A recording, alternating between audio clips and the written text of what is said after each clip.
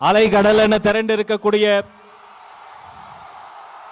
ஈரோடு மண்ணின் மைந்தர்களை சந்திப்பதற்காக தர்மத்தாயின் தவ புதல்வன் தமிழக வெற்றி கழகத்தினுடைய தலைவர் வெற்றி தலைவர் அவர்களின் ஈரோடு சந்திப்பு மக்கள் சந்திப்பா மாநாடா என நினைக்கும் அளவிற்கு அலைகடல் என கூடியிருக்கிறது கூட்டம். உங்களை எல்லாம் வரவேற்பதற்காக ஈரோடு கிழக்கு மாவட்ட கழக செயலாளர் திரு எம் விஜய் வெங்கட், ஈரோடு மேற்கு மாவட்ட கழக செயலாளர் திரு ஏ பிரதீப் குமார், ஈரோடு மாநகர மாவட்ட கழக செயலாளர் அன்பு சகோதரர் எம் விஜய் பாலாஜி அவர்கள் வருகிறார்கள், வரவேற்பு தருகிறார்கள்.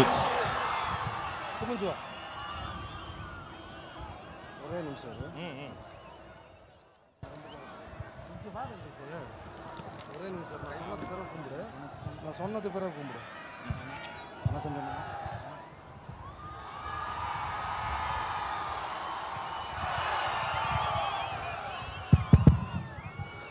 பிறப்புக்கும் எல்லா உயிருக்கும்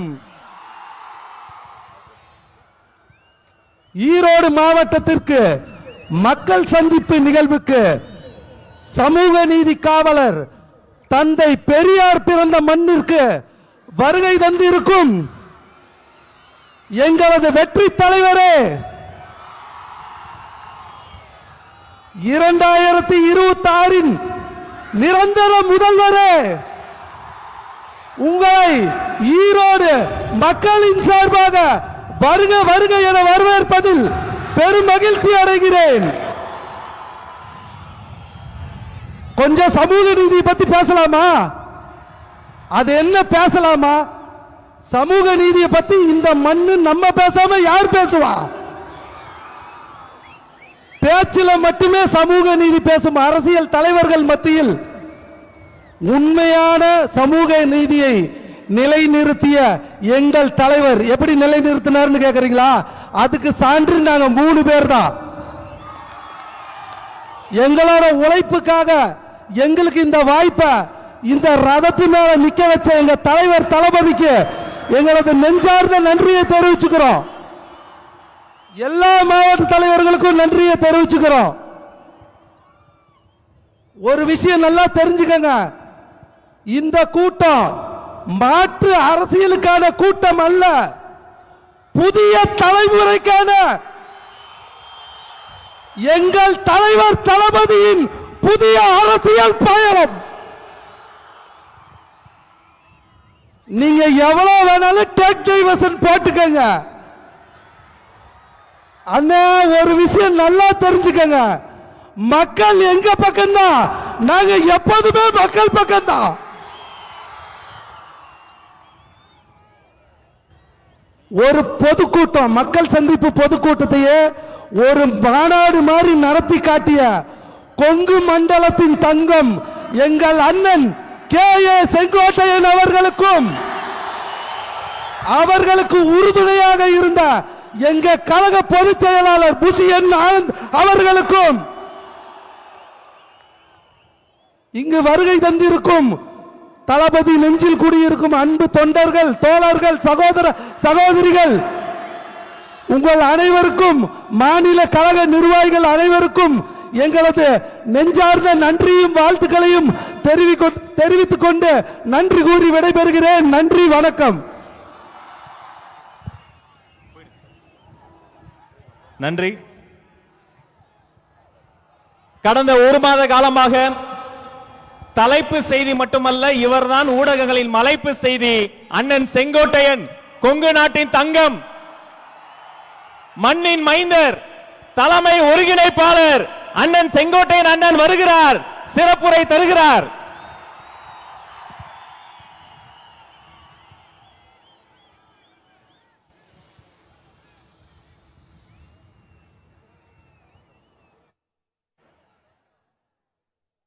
ஆர்ப்பரிக்கும் கைத்தட்டல் நடுவே இதோ அண்ணன் செங்கோட்டையன், தமிழக வெற்றி கழகத்தின் தலைமை ஒருங்கிணைப்பாளர் உங்கள் முன்னால் வருகிறார்.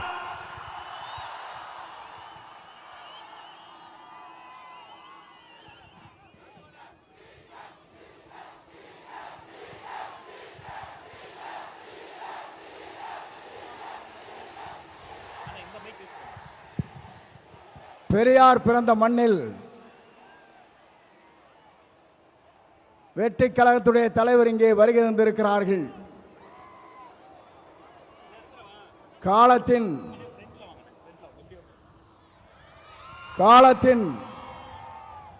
கடலில் கூடியிருக்கிற கூட்டத்தை பார்க்கிற போது நாளை தமிழகத்தினுடைய முதலமைச்சர் என்ற வரலாற்று படைக்கிற கூட்டமாக இந்த கூட்டம் இங்கே இருக்கிறது. எல்லோரும் சொன்னார்கள், எப்படி ஆட்சிக்கு வர வேண்டும் என்று பல பேர் கனவு காணுகிறார்கள்.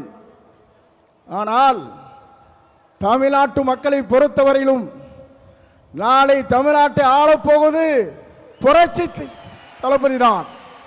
இதை யாராலும் மாற்றி காட்ட முடியாது என்ற வரலாறு தான் பெரியார் மண்ணிலே இன்றைக்கு காணுகிற காட்சியை நாங்கள் காணுகிறோம். சமுதாயம் என்பது தந்தை பெரியார் அவர்கள் குறிப்பிட்டதை போல ஏழை மக்களுடைய கண்ணீரை தீர்ப்பதற்கு ஒரு நல்ல தலைமை வேண்டும் என்று பல நாட்களாக மக்களுடைய கனவு இன்றைக்கு நிறைவேற்றப்பட்டிருக்கிறது. மிக விரைவிலேயே தான் அந்த கனவு என்பது எல்லோரும் கூடுவார்கள், கூட்டம் கூடும், கலைந்து போகும். ஆனால் நம்முடைய கூட்டத்தை பொறுத்தவரையிலும் எதிர்கால தமிழகத்தை உருவாக்க இருக்கிற வெற்றி கழகத்துடைய தலைவர் அவருடைய வரலாற்றை படைப்பதற்கு இங்கே பெருந்திரளாக இங்கே வருகின்றிருக்கிறீர்கள். அதோடு மட்டுமல்ல, சிலவே நினைக்கிறார்கள் தலைவரை பொறுத்தவரையிலும் மனிதனை மிக்கவர், நல்லவர், வல்லவர், உங்களுக்காகவே வாழ்ந்து கொண்டிருப்பவர் என்பதை மறந்துவிடக் கூடாது. ஏனென்று சொன்னால் ஒரு ஆண்டுக்கு 500 கோடி ரூபாய் வருவாய் அது தேவையில்லை என்று விட்டு மக்களுக்கு பணியாற்றுவதற்கு ஒரு தலைவர் வந்திருக்கிறார் என்று சொன்னால் உலக வரலாற்றில் புரட்சி தலைவரை பார்த்தேன், இன்றைக்கு புரட்சி தளபதி இன்றைக்கு காணுகிறேன். ஆகவேதான் மக்கள் இங்கே திரண்டிருக்கிறார்கள். என்னை பொறுத்தவரையிலும் இது தீர்ப்பளிக்கிற கூட்டம். தீர்ப்பளிக்கிற கூட்டம் மட்டுமல்ல, நீங்கள் திரண்டு வந்தால் நாடே தாங்காது என்கிற முறையிலே தான் இங்கே அர்ப்பணித்து நின்று கொண்டிருக்கிறீர்கள். உங்களை பொறுத்தவரையிலும் எதிர்காலம் பிரகாசம் எதிர்காலமாக மாறப்போகிறது. எல்லோரும் சொன்னார்கள், எவ்வளவு வெற்றி வரப் போகிறான் என்று சொன்னார்கள். 234 அவர் ஆரை விரல் காட்டுகிறாரோ அவர் தான் தமிழ்நாட்டில் சட்டமன்ற உறுப்பினர் என்ற வரலாற்றை படைக்கின்ற அளவிற்கு நீங்கள் வாருங்கள், வெற்றி தேடித்தார் என்று அழைத்து விடைபெறுகிறேன். நன்றி, வணக்கம்.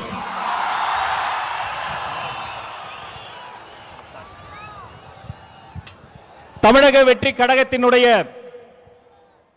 இணை பொதுச் செயலாளர் அண்ணன் சிடிஆர் நிர்மல்குமார் இதோ உங்கள் முன்னால் வருகிறார்.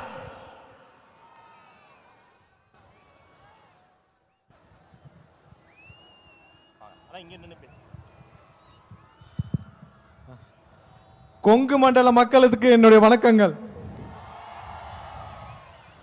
அதாவது 200-300 ஆண்டுகளாக விவசாயமாக இருக்கட்டும், தொழில்களாக இருக்கட்டும், அனைத்திலும் செழிப்பாக இருந்த இந்தியாவிற்கு எடுத்துக்காட்டாக இருக்கும் கொங்கு பகுதி மக்களுக்கு இந்தியா முழுவதும் தலை வணங்க வேண்டும்.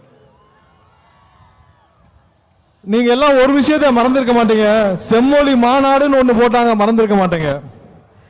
அதுவரை இங்க நடக்கும் தொழில்கள் செழிப்புகள் வெளியே தெரியாமல் இருந்த விஷயங்களை செம்மொழி மாநாடு மூலம் உங்கள்ட்ட எவ்வளவு வசூல் பண்ணாங்க, அன்னைக்கு முடிவு பண்ண இந்த மக்கள் அதோட திமுகவை முடிச்சு கட்டினாங்க. கிட்டத்தட்ட 13, 15, 16 வருஷம் ஆச்சு. செம்மொழி மாநாடு வரைக்குமாவது ஏதோ அங்க ஒன்று இங்க ஒன்றுமாக திமுக வந்து கொண்டிருந்தது. மொத்தமாக திமுகவை தொடச்சி வெளியே போட்டது அந்த செம்மொழி மாநாடு. ஏன்னா நியாயமாக நேர்மையாக தொழில் செய்து கொண்டிருக்கும் கொங்கு பகுதி மக்களிடம் ரூம் போட்டு வசூல் பண்ண திமுகவை என்றும் இந்த மக்கள் வலுக்க மாட்டார்கள், கடைசி வரை மன்னிக்க மாட்டார்கள். ஒரு விஷயத்தை பாத்தீங்களா, இங்க பல அமைச்சர்கள் இருக்காங்க கொங்கு செய்தில. இந்த அமைச்சர்களுக்கெல்லாம் கொடுக்கப்பட்ட துறை என்ன? ஒன்னு டாஸ்மார்க், இல்லைன்னா வேற துறை. தொழில்களில் சிறந்து வழங்கும் கொங்கு பகுதி மக்களுக்கு தொழில்துறையில் ஒரு அமைச்சர் ஏன் கொடுக்கவில்லை என்பது இந்த பகுதியில் பல மக்களுக்கான கேள்வி. இத்தோட 2026 அப்புறம் இதுவரை இருந்த ஆட்சியாளர்கள் யாரும் உங்களுக்கு எந்த விஷயத்திலும் உதவி செய்யவில்லை, எதுவும் நடக்கவில்லை. நீங்கள் சுயமாக தொழில்களை நீங்களே வளர்த்து இங்கே வளர்ந்து கொண்டிருக்கிறீர்கள். திருப்பூரா இருக்கட்டும், பல பகுதிகளாக இருக்கட்டும், உங்களுக்கு எந்த விதத்திலும் எந்த ஒத்துழைப்பும் எந்த உயரத்திலும் இந்த இதுவரை இருந்த அனைத்து அரசுகளும் எதுவும் உதவி செய்யவில்லை. ஆனால் 2026 அப்புறம் இங்க உள்ள தொழில்கள் பல மடங்கு வளர உங்களுக்கு அனைத்து வகையிலும் உதவி செய்ய நம்மளுடைய தளபதி உங்களுடைய அண்ணன் அவரின் ஆட்சி கண்டிப்பாக வரும். இங்க இருக்கிற ஒவ்வொரு பகுதி மக்களுக்கு தேவையான அளவிற்கு அவர்களுக்கு ஒரு தகுந்தாற் போல் அமைச்சரவையும் கொடுக்கப்படும். திருப்பூருக்கு என்ன தேவை, கோயம்புத்தூருக்கு என்ன தேவை, அங்குள்ள தொழில்களுக்கு என்ன தேவைங்கிறத முற்றிலும் உணர்ந்து இங்க உள்ள அனைத்து விஷயங்களையும் உயர்த்துவதற்கு நம்மளுடைய தளபதி அவர்கள் 2026 முதலமைச்சராக அமர்வார். 2026 தேர்தலில் ஒரு விஷயம் எல்லாரும் நியாயம் நீங்க மனசுல வச்சுக்கணும். அது திமுக இருக்கிற எம்எல்ஏ அமைச்சர்கள் எல்லாருக்கும் தெரியும். ஈரோடு முத்துசாமி அவர்கள் முதல் கொங்கு நம்மளுடைய கரூர் செந்தில் பாலாஜி வரை யாரும் ஜெயிக்க போவது கிடையாது. அனைவரும் அவங்களுடைய தொகுதியை மாற்ற வேண்டும் என்று முடிவு செய்து வைத்திருக்கிறார்கள். ஆனா எங்க போனாலும் விடாதீங்க, எல்லாரையும் முடிச்சு அனுப்புங்க. 2026 கொங்கு பகுதி முழுவதும் நம்மளுடைய தமிழக வெற்றி கழகத்தின் கொடிதான் பறக்க வேண்டும். நீங்கள் அனைவரும் காத்துக் கொண்டிருக்கிற தலைவரின் உரைக்கு என்னுடைய உரையை தொடர்ந்து முடித்துக் கொள்ள வாய்ப்பை வழங்கிய தலைவருக்கு என்னுடைய நன்றியை தெரிவித்து விடைபெறுகிறேன். நன்றி, வணக்கம். நன்றி அண்ணா. தமிழ்நாட்டின் தலையிடத்தை மாற்றப் போகிற 3 எழுத்து மந்திரம், அந்த 3 எழுத்து மந்திரத்திற்காக தன் பேருக்கு பின்னால் இருந்த 3 எழுத்து பதவியை தூக்கி வீசிவிட்டு தளபதி வழிக்கு வந்த கொள்கை பரப்பு பொதுச் செயலாளர் அன்பு சகோதரர் அருண்ராஜ் ஐஆர்எஸ் அவர்கள் இதோ வருகிறார்.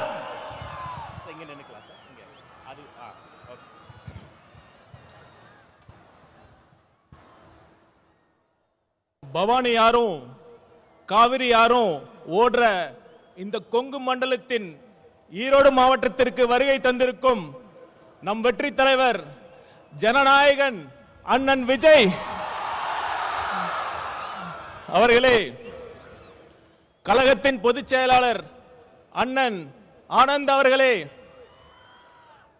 கொங்கு நாட்டின் சிங்கம் இல்ல கொங்கு நாட்டின் இளம் சிங்கம் அண்ணன் செங்கோட்டையன் அவர்களே. நான் ஏன் இளம் சிங்கம் சொல்றேன்னா, அண்ணன் எப்ப டிவிகேல சேர்ந்தாரோ அப்பவே அவருக்கு 20 வயசு கம்மியாயிருச்சு. அப்பா என்ன ஸ்பீடு கூட நடக்கவே முடியல.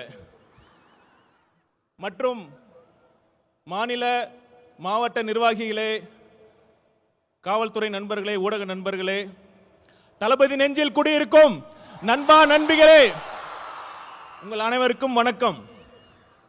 கொஞ்சம் யோசிச்சு பார்த்தீங்கன்னா, நம்ம தலைவரும் காவிரி ஆறு மாறுதாங்க. ஆத்துக்கு ஏழை பணக்கார வித்தியாசம் தெரியாம எல்லா வயலுக்கும் பாயும். அதே மாதிரி தான் நம்ம தலைவரும் ஏழை பணக்கார வித்தியாசம் பார்க்காம, சாதி மதம் இனம் வித்தியாசம் பார்க்காம அனைவருக்கும் நல்லது மட்டுமே செய்யணுங்கிற ஒரே தலைவர் நம் தலைவர் அவர்கள். நம் தலைவர் அவர்கள் அனைவருக்கும், அனைத்து சாதியினருக்கும், அனைத்து மதத்தினருக்கும் பொதுவானவர். அதனால தான் நான் கேட்கிறேன், உங்களை பார்த்து கேட்கிறேன், அடுத்த முதலமைச்சராக யார் வர வேண்டும்?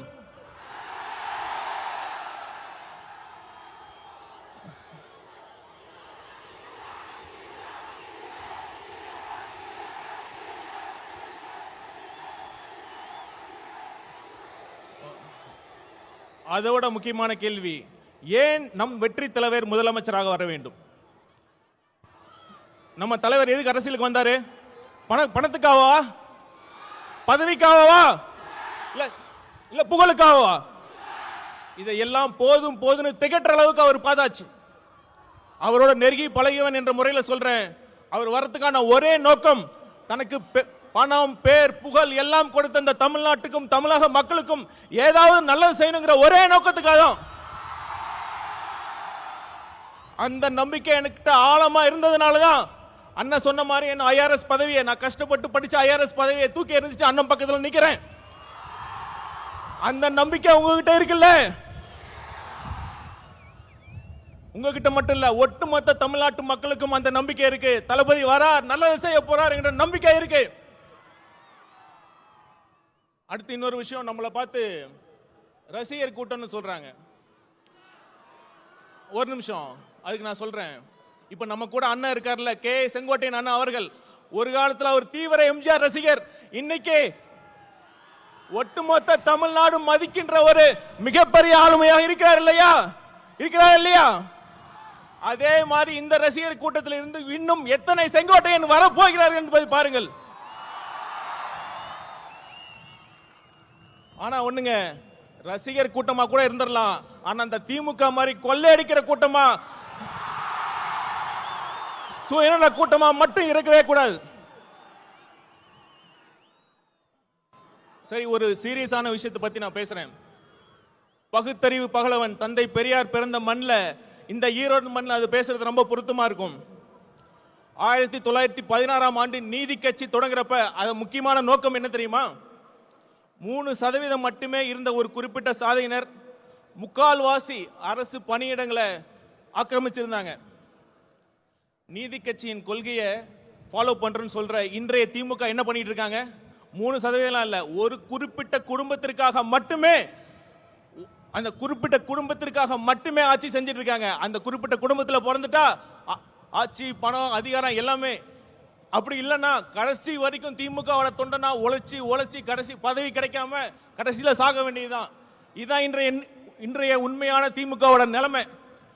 திமுகவிற்கு, குறிப்பா அந்த குடும்பத்திற்கு சமூக நீதியை பத்தி பேசுறது எந்த தகுதியுமே கிடையாது. அப்புறம் இன்னொரு விஷயம், சிஎம் அவர்கள் நிறைய வாட்டி சொல்லியிருக்காரு, தப்பு பண்ணா நான் சர்வாதிகாரியா மாறிடுவேன்னு சொல்றாரு. எனக்கு ரொம்ப ஆச்சரியமா இருக்கு. நம்ம சிஎம் அவர்களுக்கு ஜனநாயகம்னா என்ன, சர்வாதிகாரி ஆட்சினா என்னன்னே தெரியல. ஒரு தவறு நடந்தா தப்பு பண்ணவங்களை கண்டுபிடிச்சு தீர விசாரிச்சு அவங்களுக்கு தண்டனை வாங்கி கொடுக்கறதுல ஜனநாயக முறையில தான், அதுக்கான சரியான வழிமுறை தான் ஜனநாயகமே தான்.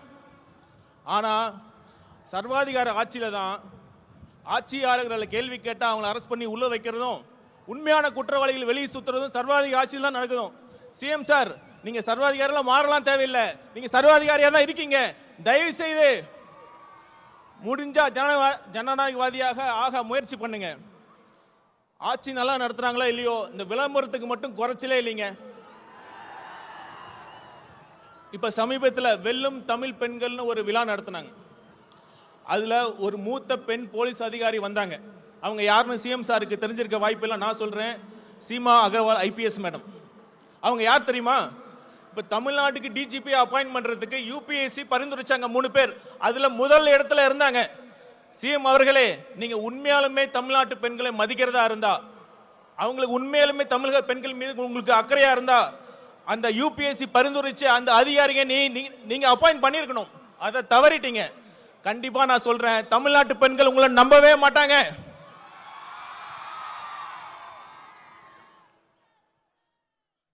இவ்வளவு மோசமான ஆட்சி பண்ணிட்டு தேர்தல் நேரத்தில் மக்கள் வரி பணத்தில் அந்த திட்டம் இந்த திட்டம்னு சொல்லி இப்ப ஸ்டாலின் அவர்கள் கொண்டு வந்துட்டு இருக்காங்க.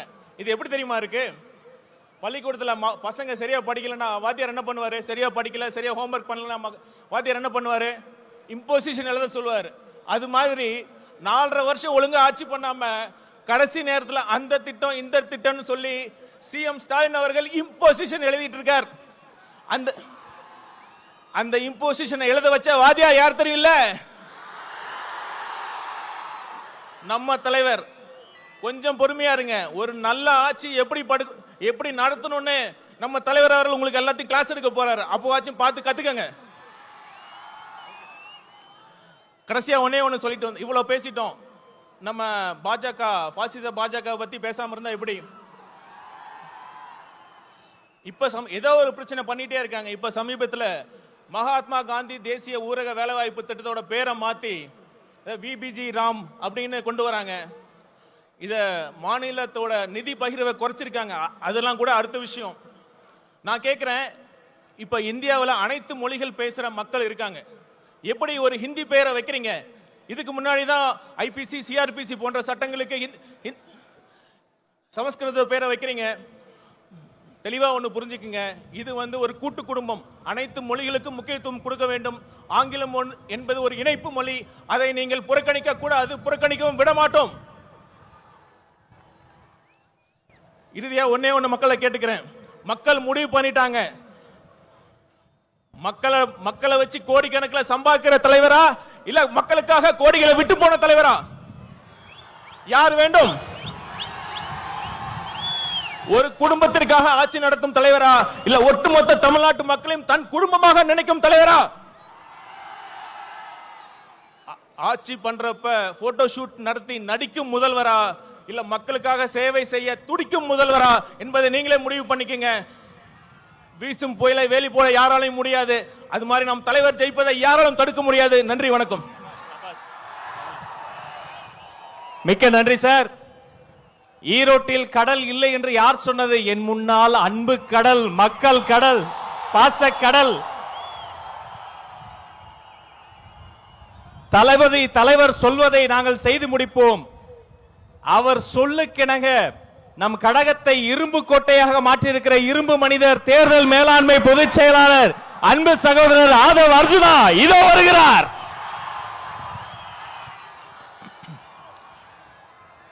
தெய்வத்தால் ஆகாதெனினும் முயற்சிதான் மெய்வர்த்த கூலி தரும். அதாவது அண்ணன் செங்கோட்டையன் அவர்கள் வந்த பிறகு ஒரே ஒரு வருஷம் முடிவாச்சு. சென்ட் ஜார்ஜ் கோட்டை உறுதியாயிருச்சு.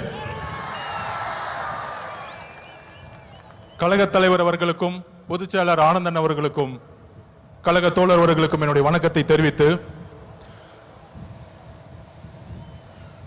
சுதந்திர போராட்ட வீரர் தீரன் சின்னமலை அவர்களுக்கும் மாவீரன் பொல்லான அவர்களுக்கும் கொள்கை தலைவர் சமூக சீர்திருத்தவாதி எங்களுடைய வழிகாட்டி தந்தை பெரியாரின் வழியில் அவர் பாதத்தை தொட்டு நமக்கான ஒரு மிகப்பெரிய பயணத்தை ஈரோடில் இருந்து தலைவர் தொடங்குகிறார். நம்மளுடைய குறிக்கோள் என்ன? நம்மளுடைய லட்சியம் என்ன? வெறும் அதிகாரத்தை மட்டும் அடைவதா? இங்க இருக்கக்கூடிய ஈரோடு மக்கள் எந்த அளவிற்கு ஒவ்வொரு விவசாயிகள், ஒவ்வொரு நெசவாளர்கள், ஒவ்வொரு தொழிலாளர்கள் தன்னுடைய வாழ்க்கையில் மிகப்பெரிய துயரத்தையும் ஒவ்வொரு நாளையும் தன்னுடைய குடும்பத்தை நடத்துறதுக்கே இந்த ஆட்சியோடைய ஊழலாலையும் பாதிக்கப்பட்டு இருக்காங்க. இங்க இருக்கக்கூடிய அமைச்சர்கள் டாஸ்மார்க்கை மட்டுமே நடத்திட்டு இருக்கக்கூடிய ஒரு நிர்வாகத்தை கொடுத்துட்டு இருக்காங்க. இதை மாற்றணும்னா யாரால மாற்ற முடியும்? யாரால மாற்ற முடியும்? நீங்க சொல்லுங்க. யாரால மாற்ற முடியும்? தளபதி விஜய் அவர்களால் மாற்ற முடியும். எந்த கட்சியால மாற்ற முடியும்? டிவிகே. இன்றைக்கு இருக்கக்கூடிய ஒரே நம்பிக்கை டிவிகே தான். அப்ப அது ரீசெண்டா ஒரு மாநாடு, இளைஞர் மாநாடு மாதிரி நடத்தினாங்க. எப்படி? இளைஞர் மாநாடு மாதிரி. அங்க ஆனா இளைஞர்களே இருக்க மாட்டாங்க. ஆனா அங்க ஒரு இளைஞர் இருக்காரு. அவங்க அப்பா பையன், அவங்க 2 இளைஞர்கள் தான் தமிழ்நாட்டில். அந்த இளைஞர்கள் சொல்றாங்க, மாநாடு போட்டு இளம் பெரியாராம். யாருப்பா இளம் பெரியாரு? பெரியாரோட வரலாறு தெரியுமா? பெரியார் ஸ்பெல்லிங் படிக்க தெரியுமா உனக்கு? மழையில படிக்க கொடுத்தா? இதே ஈரோட்டில் மண்ணில் எத்தனை சொற்பொழிவுகள், எத்தனை மாநாடு, எத்தனை உழைப்பு, 70 வருட உழைப்பு. அந்த 70 வருட உழைப்பை சிதைக்கிற மாதிரி இளம் பெரியார்னு சொல்றீங்களே உங்க மகனுக்கு, இதுவா ஆட்சி? திராவிட கழகம் என்ன செய்து கொண்டிட்டு இருக்கிறது? பெரியாரை வந்து அவமானப்படுத்தும் பொழுது இதே உங்க மகன் 5 வருஷத்துக்கு முன்னாடி சினிமால சமூக நீதினா என்னன்னு கொஸ்டின் கேட்டார். சமூக நீதி தெரியாதவர் இளம் பெரியாராம். யாருங்க இங்க இளம் பெரியார்? மக்கள் கிட்ட நம்ம கேட்கிறோம், யார் இங்க இளம் பெரியார்? நீங்க சொல்லுங்க, யார் இங்க இளம் பெரியார்? பெரியார் அவர்களுக்கு முன்னே ஒரு தலைவர் இன்னும் உருவாகவில்லை, எதிர்காலத்திலும் உருவாக்கப்பட முடியாது. இதுதான் தமிழக வெற்றி கழகத்தினுடைய மரியாதை. பெரியார் அவர்களுக்கு இங்க ஒரே பெரியார், இங்க ஒரே அம்பேத்கர், இங்க ஒரே காமராஜர், ஒரே தீரன் சின்னமலை, ஒரே பொல்லானவர்கள். இந்த தலைவர்களை நீங்கள் அசிங்கப்படுத்தினால் தமிழக வெற்றி கழகம் மிகப்பெரிய போராட்டத்தை உருவாக்கும். 2026 எழுதி வச்சுக்கோங்க. 2026, 31, 36 போயிட்டே இருப்போம். தெளிவா இருக்கு, மக்கள் முடிவு பண்ணிட்டாங்க. உங்களுடைய சூதுனால மிகப்பெரிய இழப்புக்கு அப்புறம் தலைவர் அவர்களை மக்கள்கிட்ட இருந்து பிரிக்க பார்த்தீங்க. ஆனால் இங்க இருக்கிற கூட்டம், இங்க இருக்கக்கூடிய மக்கள் சக்தி, இங்க இருக்கக்கூடிய பெண்கள் சக்தி எந்த அளவிற்கு தலைவர் மீது நம்பிக்கையும் அன்பையும் வச்சிருக்காங்கிறத இந்த கூட்டம் இல்ல, இந்த மக்கள் கூட்டத்துடைய எழுச்சி இந்த ஆட்சியாளர்களை துரத்தக்கூடிய ஒரு எலெக்ஷனா இருக்குங்கிறத பதிவு பண்ணிது. தலைவர் அவர்களுடைய பேச்ச நீங்க மட்டுமல்ல ஒட்டுமொத்த தமிழகம் கேட்கறது ரெடியா இருக்கு. கேட்கலாமா? நன்றி, வணக்கம்.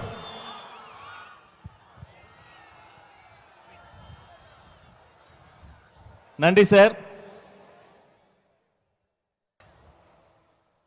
இந்த கூட்டம் வந்திருப்பது தலைவனின் சிங்க முகத்தை பார்க்கத்தான், அந்த தங்க முகத்தை பார்க்கத்தான். புயல் அல்ல, அவரது புன்னகையே போதும் ஒரு புரட்சியை ஏற்படுத்திவிடும். தலைவர் சொல்வதை செய்பவர்கள் மத்தியில் தலைவர் நினைப்பதையே செய்து முடிக்கக்கூடிய தமிழக வெற்றி கழகத்தினுடைய போர்ப்படை தளபதி, போற்றுதலுக்குரிய பொதுச் செயலாளர் அண்ணன் என் ஆனந்த் இதோ வருகிறார்.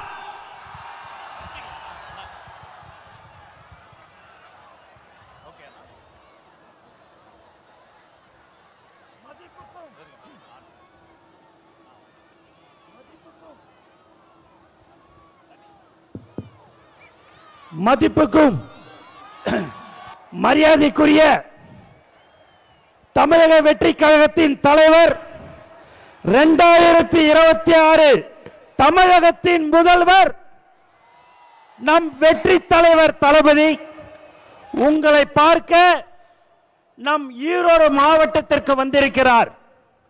இந்த மண்ணின் மைந்தர் அண்ணன் KS மற்றும் தலைவரை காண கூடியிருக்கும் கழகத்தின் மாநில மாவட்ட நிர்வாகிகள், ஒன்றியம், கிளை கழகம், வார்டு பகுதி மற்றும் சார்பணிகள், தளபதி நெஞ்சில் குடியிருக்கும் ஈரோடு மக்களே உங்கள் அனைவருக்கும் வணக்கம்.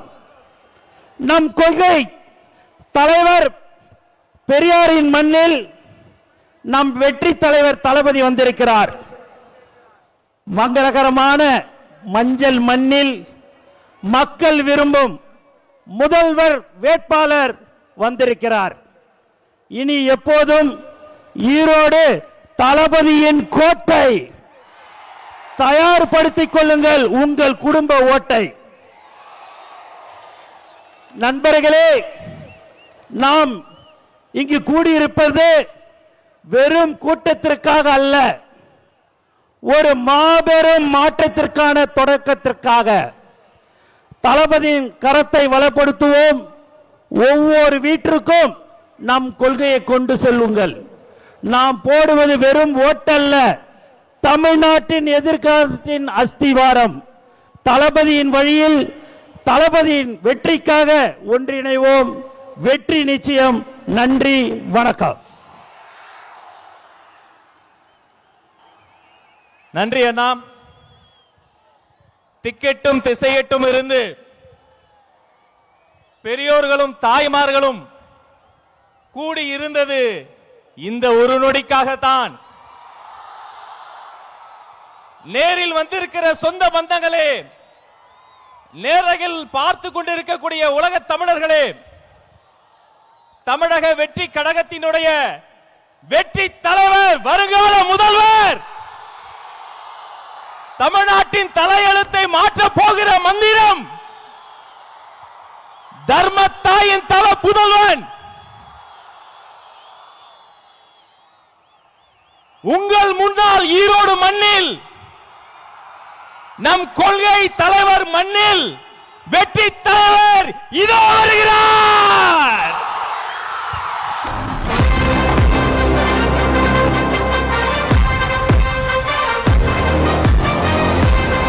Hello.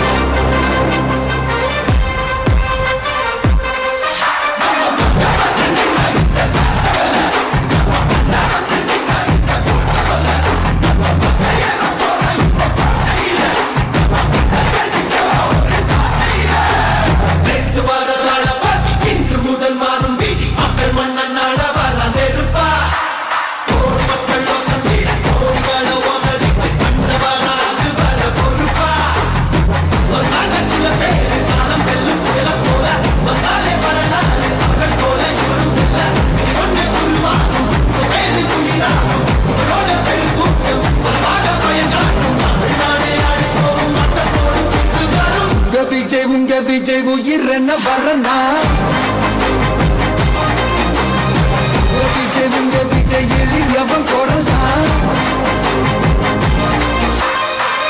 விஜய் விஜய் தனியா இல்ல கடனா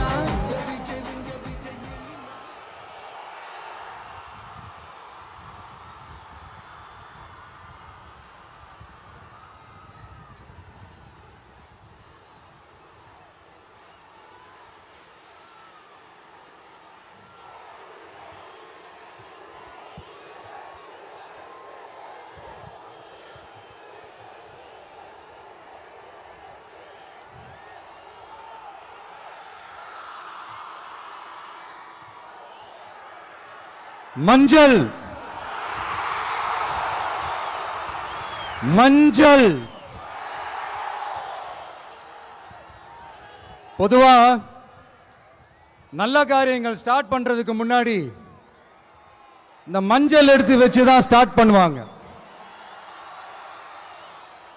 நம்ம வீட்டில் கூட நம்ம அம்மா அக்கா தங்கைகள் நமக்காக நாம நல்லா இருக்கணும்ன்றதுக்காக மஞ்சள் புடவை கட்டிக்கிட்டு தான் வேண்டிக்குவாங்க. அப்படி அந்த மஞ்சள்னாலே ஒரு தனி வைப்பு தாங்க. நம்ம கொடியில கூட அந்த வைப்ரண்டான அந்த எனர்ஜெட்டிக்கான அந்த மஞ்சள் இருக்குமே, அந்த மாதிரி மங்களகரமான மஞ்சள் விளையிற பூமி தான் இந்த ஈரோடு பூமி. இங்க வந்து மஞ்சளை பத்தி பேசாம வேற எங்க போய் பேசுறது? அது மட்டும் இல்ல, இங்க ஒரு மகத்தான ஒரு மனிதரை பத்தி நம்ம பேசி ஆகணும். இந்த ஈரோடு மண் விவசாயத்துக்கும் பேர் போன மண். இங்க நடக்கிற அந்த விவசாயத்துக்கு மிக முக்கியமான ஒரு கவசமா இருக்கிறது என்ன தெரியுமா? காலிங்கராயன் அணை, காலிங்கராயன் கால்வாய். காலிங்கராயன் அணை கட்டினதுலையும் கால்வாய் வெட்டினதுலையும் உயிரான உணர்வு பூர்வமான நிறைய விஷயங்கள் இருக்குது. அப்படி அந்த ப்ராசஸ்ல அவர் அந்த அணை கட்டும் போதும் கால்வாய் வெட்டும் போதும் ரொம்ப சோர்வடைஞ்சிட்டாராம். அப்ப அவங்க அம்மா அதை பார்த்துட்டு சொன்னாங்களாம், மகனே காளிங்கா, தயிர் வித்த காசு தாழ்வாரம் வரைக்கும் இருக்குது, மோர் வித்த காசு முகுடம் வரைக்கும் இருக்குது, அதை எடுத்துக்கிட்டு போய் அணைய கட்டியா கால்வாய வெட்டியான்னு சொல்லி தைரியம் கொடுத்தாங்களாம். பெத்த அம்மா கொடுக்கிற அந்த தைரியம் இருக்கு பாருங்க, அதை தாண்டி வேற எதுவுமே கிடையாதுங்க. ஒரு மனுஷனால எதையும் சாதிச்சு காட்ட முடியும். அப்படி ஒரு தைரியத்தை தான் இப்ப நீங்க என்னுடைய அம்மா அக்கா தங்கைகள் நண்பா நண்பிகள் தோழர்கள் எல்லாரும் எனக்கு கொடுத்திருக்கிறீங்க. அதே தைரியத்தை, அதே துணையா என் கூட நிக்கிறீங்க. இதை எப்படி நம்ம பிரிச்சு விடலாம்? இதை எப்படி நம்ம கெடுக்கலாம்? என்னெல்லாம் அவதூறுகள் நம்ம விஜய் மேல சொல்லி மக்களை நம்ப வைக்கலாம்? என்னெல்லாம் சூழ்ச்சிகள் நம்ம விஜய் மேல பண்ணி மக்களை நம்ப வைக்கலாம்? இப்படி சூழ்ச்சிகளை மட்டுமே நம்பி பொழப்ப நடத்துற சில சூழ்ச்சிக்கார கூட்டங்கள் இதை தொடர்ந்து செஞ்சுக்கிட்டு தான் இருக்கு. ஆனா அவங்களுக்கு தெரியாது, இது இன்னைக்கு நேத்து வந்த உறவு இல்ல. கிட்டத்தட்ட 30-33 வருஷத்துக்கு மேல இருக்கிற உறவு. ஏன் நான் சினிமாக்கு வந்தப்போ எனக்கு வயசு 10, அப்பல இருந்தே இந்த உறவு ஸ்டார்ட் ஆகி போயிட்டு இருக்கேன்னு அவங்களுக்கு தெரியாம போச்சு. அதனால என்ன பண்ணாலும், நீங்க என்ன ட்ரை பண்ணாலும், எல்லாத்தையும் விட்டுட்டு மக்களுக்காக வந்திருக்கிற இந்த விஜய மக்கள் ஒரு நாளும் கைவிட மாட்டாங்க. மக்கள் கூடவே நிக்கிறாங்க, கூடவே நிப்பாங்கன்னு அவங்களுக்கு தெரியாம போச்சு. என்னப்பா நிப்பீங்கல்ல? உங்களை நம்பிதாப்பா வந்திருக்கிறேன். அதான் இந்த சத்தம் தாங்க வாழ்நாள் பூரா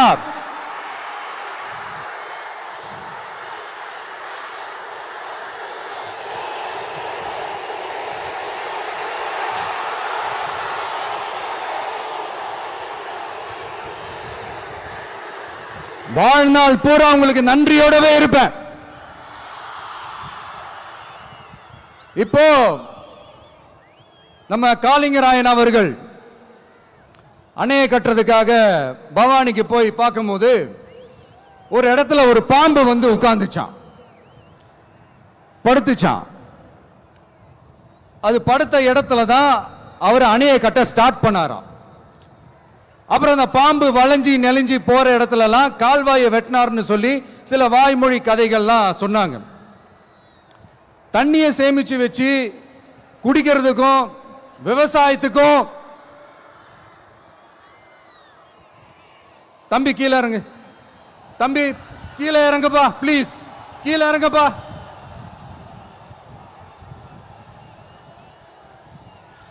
ஓகே, தேங்க்யூ தேங்க்யூ. கீழே இறங்குங்க,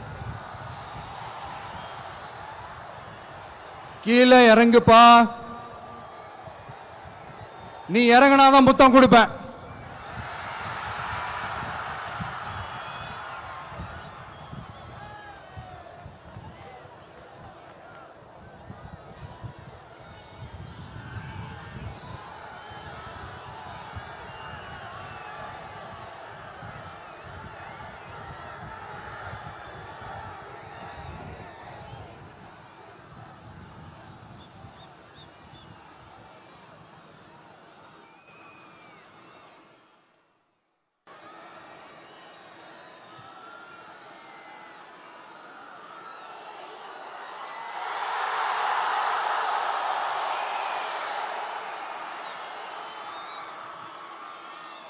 இப்படி தண்ணியை சேமிச்சு வச்சு குடிக்கிறதுக்கும் விவசாயத்துக்கும் வழி வகுக்கிறது எவ்வளவு பெரிய ஒரு நல்ல விஷயம்.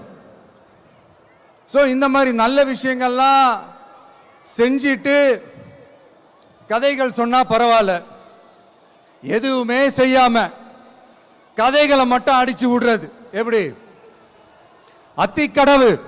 அத்திக்கடவு அவிநாசி திட்டத்தை இன்னும் விரிவுபடுத்தினா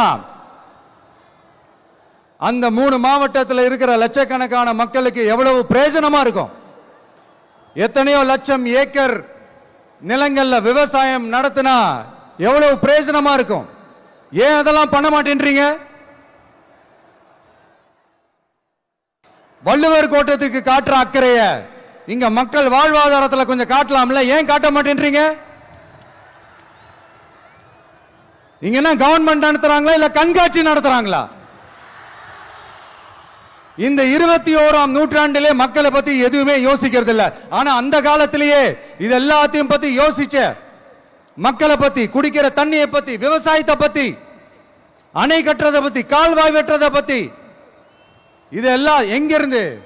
பவானியிலிருந்து நொய்யலாறு வரைக்கும் கால்வாய் வெட்டி இது எல்லாத்தையும் பத்தி யோசிச்ச காளிங்கராயன் அவர்களுக்கு கோடி கும்பிடு போட்டாலும் பார்த்தாதுங்க. இப்படி அந்த காலத்துல இருந்த ஒரு ஹீரோவை பத்தி பேசிட்டு இந்த காலத்துல, அதாவது 1920th செஞ்சுரியில இருந்த ஒரு ஹீரோவையும் பத்தி நம்ம பேசி ஆகணும்ல. ஒருத்தர் இலகிய மனம் கொண்ட ஹீரோனா இன்னொருத்தர் இரும்பு மாதிரி அயன்மேன் தான். எஸ், நம்ம ஈரோடு கடப்பாறை தான்.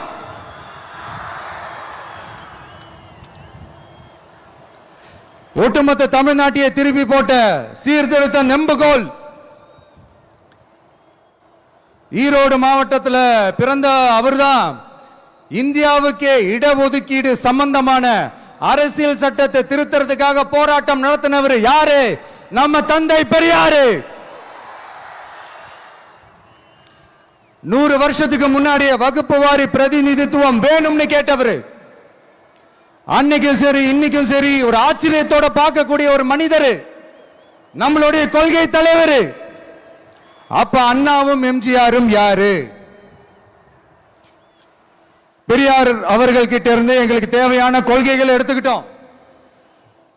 அவரை ஃபாலோ பண்ற, அவரை வழிகாட்டி ஏத்துக்கிட்ட அண்ணா அவர்கள் கிட்ட இருந்தோம், எம்ஜிஆர் அவர்கள் கிட்ட இருந்தோம் தேர்தல் அணுகுமுறையை எடுத்துக்கிட்டோம். அண்ணாவும் எம்ஜிஆரும் தமிழ்நாட்டோட சொத்து.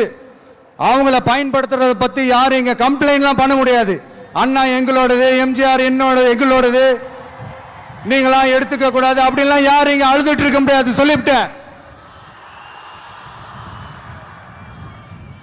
அதனால நாங்க ஒரு வழியில அரசியல் செஞ்சுக்கிட்டு போயிட்டு இருக்கிறோம். உங்களுக்கு தான் டிவிக்கு ஒரு பொருட்டே இல்லைல்ல, அப்புறம் ஏன் கதறீங்க? அப்புறம் ஆளாளுக்கு அங்க போயிட்டு இங்க போயிட்டு புலம்பி தள்ளிக்கிட்டு இருக்கிறீங்க. இது எப்படி இருக்கு தெரியுமா? எனக்கு பயம் இல்ல, எனக்கு பயம் இல்ல அப்படின்னு சத்தமா சவுண்ட் விட்டுக்கிட்டே சத்தமா பாட்டு பாடிக்கிட்டு இந்த நடுங்கிக்கிட்டே சின்ன பசங்க நடந்து போவாங்க, அந்த மாதிரி இருக்கு. முதல்ல மண்டையில இருக்கிற கொண்டைய மறைங்க சார்.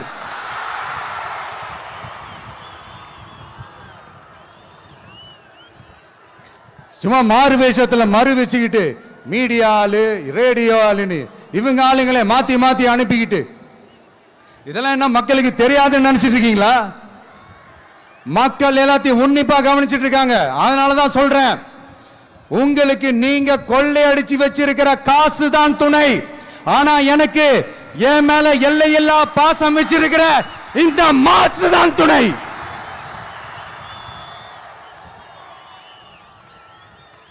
இப்படி நமக்கு துணையா இருக்கிற ஈரோடு மக்களுக்காக நான் இப்போ குரல் கொடுக்கலான்னு வந்திருக்கிறேன். சரி, இப்ப விஷயத்துக்கு வருவோம். பெரியார் அவர்கள் கிட்ட இருந்த அந்த செல்வாக்கையும் அந்த பதவிகளையும் அந்த பவரையும் வச்சுக்கிட்டு அவர் என்ன சொன்னார் தெரியுமா? இவ்வளவு செல்வாக்கு, இவ்வளவு பதவிகள், இவ்வளவு பவர் இருந்தோம் நான் ஒரு 5 பைசா காசு சம்பாதிச்சிருப்பேனா? எனக்கோ இல்ல என் குடும்பத்துக்கோ பட்டங்கள் வேணும், பதவி வேணும்னு ஏதாவது கேட்டிருப்பேனா? இல்ல ஏதாவது லாபம் பார்த்திருப்பேனா? இல்ல எதுக்காவது ஆசைப்பட்டிருப்பேனா? ஆனா அவர் பேரை சொல்லிக்கிட்டு, அவருடைய கொள்கையை ஃபாலோ பண்றதா சொல்லிக்கிட்டு இப்ப ஆட்சியில இருக்கிறவங்க என்னெல்லாம் செய்யறாங்கன்னு.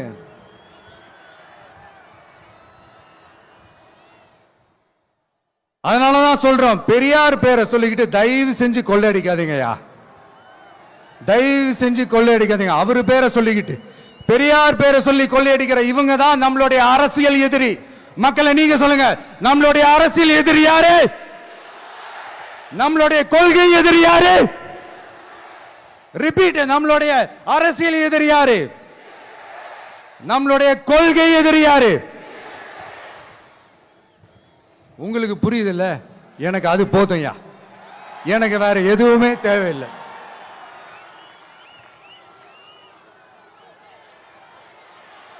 அதனாலதான்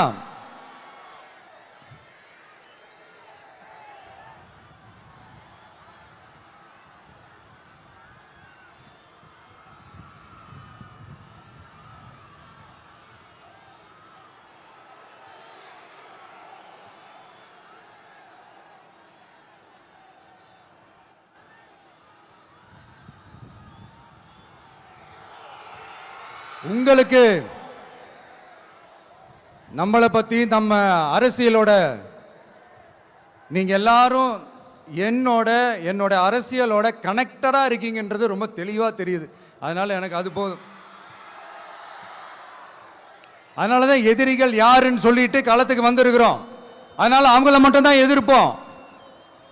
அதுவும் அந்த எதிரிகள் யாரு இப்போ இங்க 2026 சட்டமன்ற தேர்தலில் களத்துல இருக்கிறாங்களோ அவங்கள மட்டும் தான் எதிர்ப்போம்.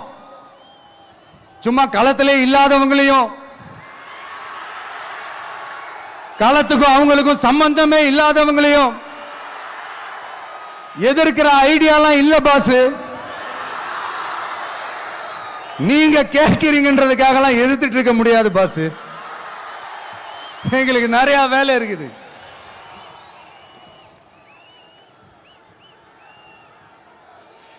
எத்தனை எத்தனை பொய்யான வாக்குறுதிகள். வந்த உடனே நீட்டை ரத்து செய்வோம், கல்வி கடனை ரத்து செய்வோம், கேஸ் சிலிண்டருக்கு மானியமா 100 ரூபாய் தருவோம், என்னெல்லாம் அடிச்சு விட்டுட்டு இன்னி வரைக்கும் கேட்கிறேன். இதெல்லாம் சொன்னாங்களே, செஞ்சாங்களா?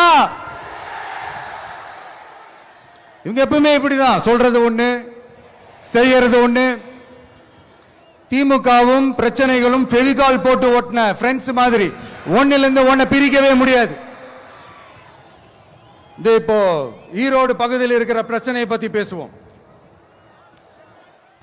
பெரியார் பேரை மட்டும் சொல்லிக்கிட்டு எப்படி அவரோட கொள்கைகளுக்கு எதிராக செயல்படுறாங்களோ அப்படிதான் இந்த மஞ்சள் நகரத்தோட மஞ்சளுக்கும் ஒண்ணும் பண்ணல, மஞ்சள் விவசாயிகளுக்கும் ஒண்ணும் பண்ணல. ஆராய்ச்சி மையம், சிறப்பு மையம்னு கோடி கோடியா டெண்டர் விட்டாங்க, பேருக்கு கட்டிடத்தை கட்டினாங்க.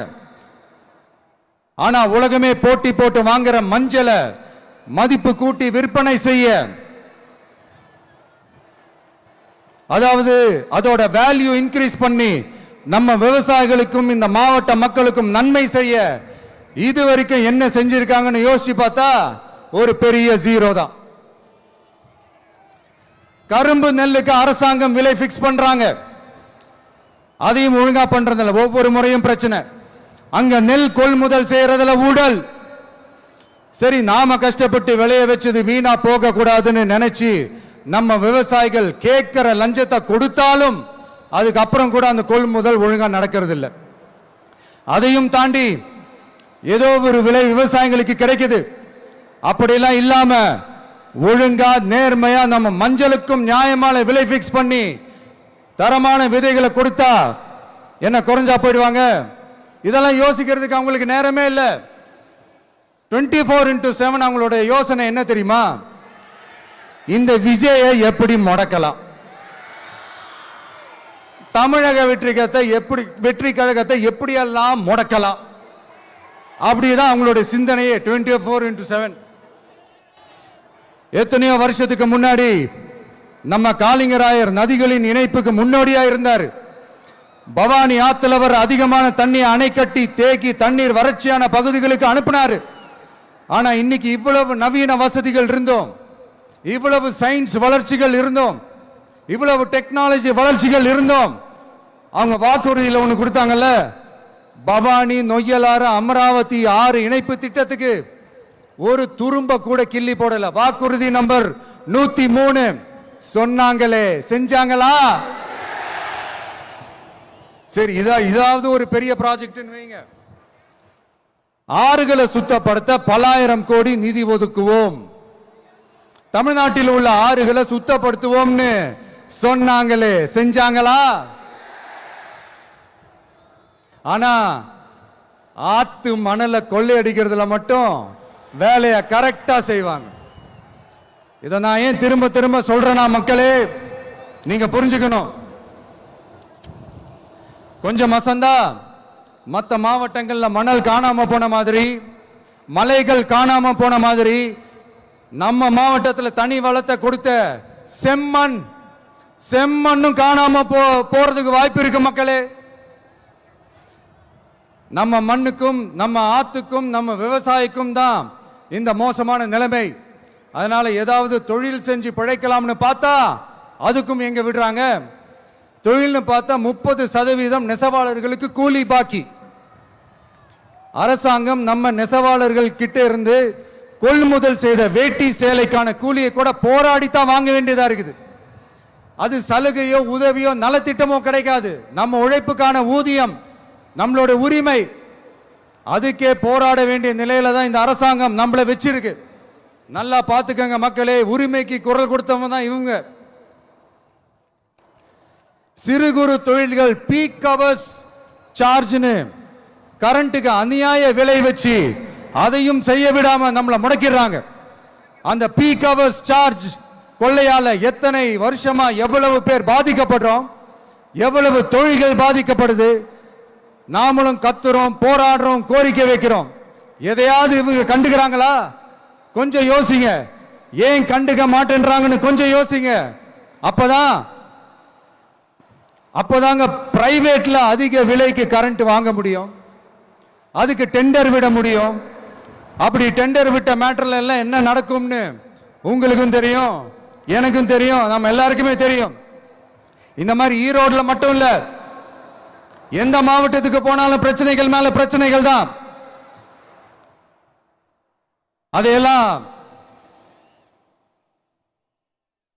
அதையெல்லாம் தீக்கிறதுக்கு ஒரு சொல்யூஷன் கூட சொல்லாம இதுல வேற பெருமையா மாடல் அரசுங்கிறது இல்ல. நான் கேட்கிறேன், கூச்சமா இல்ல?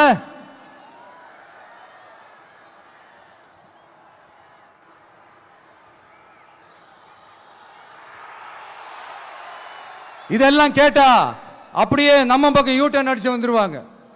விஜய் என்ன அரசியல பேச மாட்டேன்றாரு, விஜய் என்ன சினிமா டயலாக் மாதிரி பேசுறாரு, விஜய் என்ன பஞ்ச் டயலாக் பேசுறாரு, விஜய் என்ன 10 நிமிஷம் தான் பேசுறாரு, 9 நிமிஷம் தான் பேசுறாரு. நான் எத்தனை நிமிஷம் பேசினா உங்களுக்கு என்ன சார்? நான் எப்படி பேசினா உங்களுக்கு என்ன சார்? உள்ள விஷயம் என்னன்னு பாருங்க சார். ஒவ்வொரு மாவட்டத்துக்கும் போய் மக்கள் ஃபேஸ் பண்ற பிரச்சனைகளை எடுத்து பேசிட்டு இருக்கிறேன். பின்ன அது அரசியல் இல்லாம வேற எதுதான் அரசியல்? உங்களை மாதிரி தனிப்பட்ட முறையில தரக்குறைவா அசிங்கமா பேசுறதுதான் அரசியல்னா அந்த அரசியல் நமக்கு வராதுன்னா நல்லாவே வரும். உங்களை விட எனக்கு அது நல்லாவே வரும். வேணான்னு விட்டு வச்சிருக்கிறோம். அப்புறம் உங்களுக்கு நமக்கு என்ன வித்தியாசம்? காஞ்சிபுரத்தில் நாம பேசும்போது இந்த மாதிரி உங்களால் அமைக்கப்பட போற ஆட்சியில நம்ம ஆட்சிக்கு வந்த உடனே என்னெல்லாம் செய்ய போறோம்ன்றது சிலது சொன்னோம். அதையெல்லாம் தப்பா புரிஞ்சுக்கிட்டு இப்போ சொல்றேன், விளக்கமா சொல்றேன். நான் சலுகைகளுக்கு எதிரானவன் கிடையாது. மக்களுக்கான சலுகைகளை இலவசம்னு சொல்லி அசிங்கப்படுத்துறதுல எனக்கு உடன்பாடு கிடையாது. மக்கள் காசுல மக்களுக்கு செய்யறதை எப்படி இலவசம்னு சொல்லுவீங்க? அப்படியே செஞ்சிட்டாலும் ஓசில போறேன்னு சொல்லி அசிங்கப்படுத்துறீங்க. என்ன கேட்கறதுக்கு ஆள் இல்லைன்னு நினைச்சீங்களா?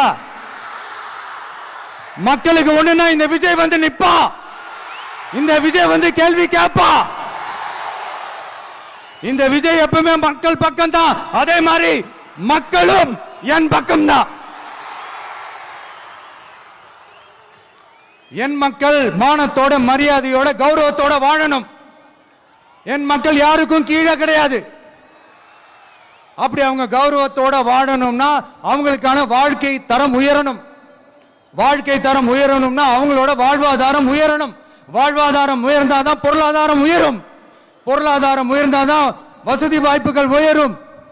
இதெல்லாம் உயர்ந்தாலே ஆட்டோமேட்டிக்கா அவங்களோட வாழ்க்கை தரம், அவங்களுக்கான மரியாதை, அவங்களுக்கான கௌரவம் எல்லாமே உயரும். இதுக்கான வழிகள், அந்த சூழல்களை அந்த கவர்மெண்ட் அமைச்சு கொடுக்கணும். இதுக்கான அந்த திட்டங்களை செயல்படுத்தணும். இதெல்லாம் செஞ்சாதான் இந்த அரசாங்கம் ஒரு நல்ல அரசாங்கம். இதைத்தான் சொன்னோம்.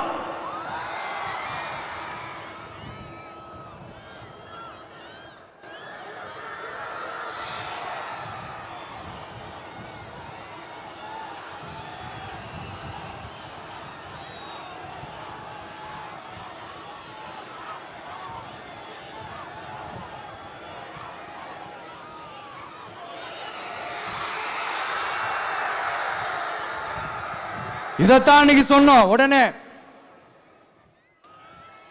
சொன்னா மட்டும் போதுமா? எப்படி செயல்படுத்துவீங்க? நாங்க என்ன வாயிலேயே வடை சுடுறதுக்கு டிஎம்கேவா? டிவிகேடா?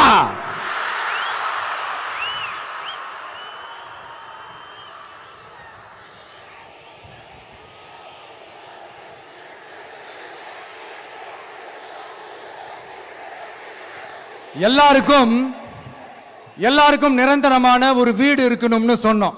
உடனே எங்க ஆட்சியிலே நாங்க எல்லாரும் வீடு கட்டி கொடுத்துட்டோமே அப்படிங்கிறது இல்ல. நான் கேட்கிறேன், இங்க உங்களை தான் கேட்கிறேன், இங்க வாடகைக்கு இருக்கிறவங்களே இங்க யாரும் இல்லையா? எல்லாருக்கும் சொந்தமா வீடு கட்டி கொடுத்துட்டாங்களா? அடுத்து வீட்டில் இருக்கிற ஒவ்வொருத்தரும் மினிமம் டிகிரி படிச்சிருக்கணும் அப்படின்னு சொன்னோம்.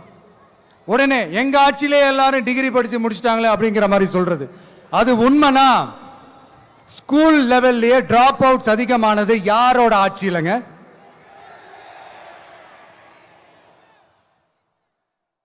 பசங்க பிள்ளைங்க யாரும் ஸ்கூல்ல சேரலன்னு சொல்லிட்டு எனக்கு தெரிஞ்சு 207 கவர்மெண்ட் ஸ்கூல்ஸ் மூடினது யாரோட ஆட்சியிலங்க?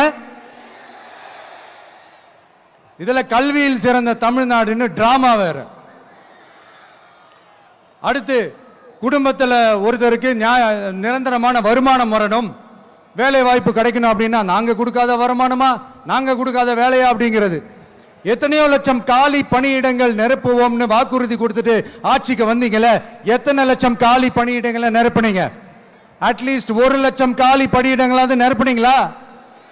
இதெல்லாம் சொல்லிட்டு மக்களை ஏமாத்துறது யாரோட ஆட்சியிலங்க? அடுத்து ரொம்ப முக்கியமா, பெண்களுக்கு பாதுகாப்பு இல்ல, சட்டம் ஒழுங்கு சரியா இல்லைன்னு சொன்னா தமிழ்நாட்டில் பெண்கள் பாதுகாப்பு தான் அதிகமா இருக்குதான். நீங்க சொல்லுங்க மக்களே, பெண்கள் பாதுகாப்பு இருக்கு? சட்டம் ஒழுங்கு சரியா இருக்கு? அவங்க சொல்றது உண்மையா? அவங்க சொல்றதை நீங்க ஏத்துக்கிறீங்களா? சத்தமா கேக்குதா சார்? இதுதான் ரியாலிட்டி, இதுதான் நிஜம். நம்மளுடைய ஆட்சியில சட்டம் ஒழுங்குல சமரசமே இருக்காது. அதனாலதான் இவ்வளவு ஸ்ட்ராங்கா சொல்றோம், தைரியமா இருங்க மக்களே. இந்த மாதிரி விஷயங்கள்லாம் நம்ம மக்கள் கிட்ட எடுத்து சொன்னா உடனே இந்த இது எடுத்துட்டு வந்துருவாங்க.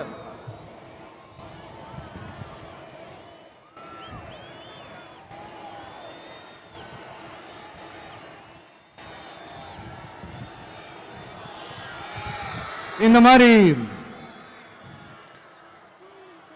இதெல்லாம் என்னென்ன செய்ய போறோன்றது சிலதெல்லாம் காஞ்சிபுரத்தில் சொன்ன மாதிரி சொன்னா எல்லாத்தையும் தப்பு தப்பா திருச்சி பேசிக்கிட்டு அவதூறு பரப்பிக்கிட்டு. நான் கூட யோசிப்பேன், எம்ஜிஆர் அவர்களும் மேடம் ஜெயலலிதா மேடம் அவங்களும் ஒரே வார்த்தையில சொல்லி இந்த திமுகவை காலி பண்ணாங்கல்ல. நான் கூட யோசிப்பேன், ஏன் இவ்வளவு ஹார்ஷா பேசுறாங்க, ஏன் இவ்வளவு ஹார்ஷா அவங்கள திட்டுறாங்கன்னு யோசிச்சது உண்டு. இப்பதானே புரியுது. அவங்க 2 பேரும் சொன்னதை இப்ப நானும் ரிப்பீட் பண்றேன். திமுக ஒரு தீய சக்தி, திமுக ஒரு தீய சக்தி, திமுக ஒரு தீய சக்தி, திமுக ஒரு தீய சக்தி, தீய சக்தி, தீய சக்தி, தீய சக்தி. என் நெஞ்சில் குடியிருக்கும் ஈரோடு மக்களே,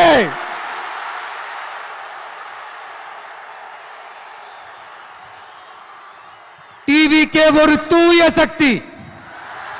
எப்படி? டிவிகே ஒரு தூய சக்தி. தூய சக்தி டிவிகேவுக்கும் தீய சக்தி டிஎம்கேவுக்கும் தான் போட்டியே.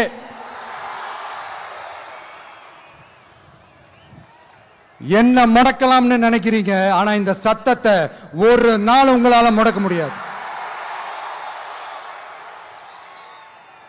மக்கள் விரோத திமுக அரசை வீழ்த்த மக்கள் சக்தியான நம்மளால மட்டும்தான் முடியும்.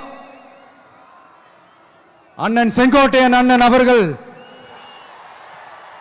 நம்ம கூட வந்து சேர்ந்தது நமக்கு ஒரு மிகப்பெரிய ஒரு பலம். அந்த மாதிரி செங்கோட்டையன் அண்ணன் அவர்கள் மாதிரி இன்னும் நிறைய பேர் வந்து சேர இருக்கிறாங்க. அவங்க எல்லாருக்குமே அந்த உரிய அங்கீகாரத்தை கொடுப்போம். அது மட்டும் இல்ல, அப்புறம் இன்னொரு விஷயம் சொல்ல மறந்துட்டேன். இப்ப ரீசெண்டா ஒரு இடத்துல நம்ம சிஎம் சார் அவர்கள் பேசும்போது சொன்னாங்க, என் கேரக்டரையே புரிஞ்சுக்க மாட்டேங்கிறேன். இது சினிமா டயலாக் இல்லையா? நான் ஏதாவது பேசினா சினிமா டயலாகா? சார் பேசினா அது சினிமா டயலாக் இல்லையா? சிலப்பதிகாரத்திலிருந்து எடுத்ததா அந்த லைன். என் கேரக்டரையே புரிஞ்சுக்க மாட்டேன்றது. உங்களை எப்படிதான் சார் புரிஞ்சுக்கிறது? எந்தெந்த விஷயத்துலலாம் சார் உங்க கேரக்டர் நாங்க புரிஞ்சுக்கிறது? அதையும் நீங்களே சொல்லிட்டீங்கன்னா கொஞ்சம் நல்லா இருக்கும் சார். சட்டம் ஒழுங்குல நாடே சந்தி சிரிக்குது, அதுலயா? பெண்கள் பாதுகாப்புல நாடே சந்தி சிரிக்குது, அதுலயா? பொய் வாக்குறுதிகளா கொடுத்து ஏமாத்தி ஆட்சிக்கு வந்தீங்களே, அதுலயா? எதுலதான் சார் உங்க கேரக்டர் நாங்க புரிஞ்சுக்கிறது? ஆனா ஒண்ணு, தமிழ்நாட்டில் ஆட்சி செய்யற நீங்களும் சரி, ஒன்றியத்தில் ஆட்சி செய்யறவங்களும் சரி, நீங்க 2 பேரும் முதல்ல என்னோட கேரக்டரை புரிஞ்சுக்கணும் சார். என்னோட கேரக்டர்னு சொன்னது நம்ம மக்களோட கேரக்டரை. 2026 சட்டமன்ற தேர்தலோட அந்த கேரக்டரே கொஞ்சம் வேற மாதிரி சார். அத கொஞ்சம் தயவு செஞ்சு நீங்க புரிஞ்சுக்கணும் சார். புரிஞ்சுக்கலனா மக்களே உங்களுக்கு புரிய வைப்பாங்க சார். கான்பிடென்ட்டா இருங்க சார். நல்லதே நடக்கும் சார். வெற்றி நிச்சயம் சார். மீண்டும் சந்திக்கும் வரை நன்றி, வணக்கங்க சார். நண்பா, நண்பிகள், இங்க எல்லாம் பார்த்தோம், எல்லாம் நல்லபடியா நடந்தது. சேஃபா வந்துட்டு சேஃபா வீட்டுக்கு போயிடுங்க. எனக்கு எல்லாத்தையும் விட நீங்க தான் எனக்கு முக்கியம். தயவு செஞ்சு சேஃப்டியா போயிட்டு வாங்க.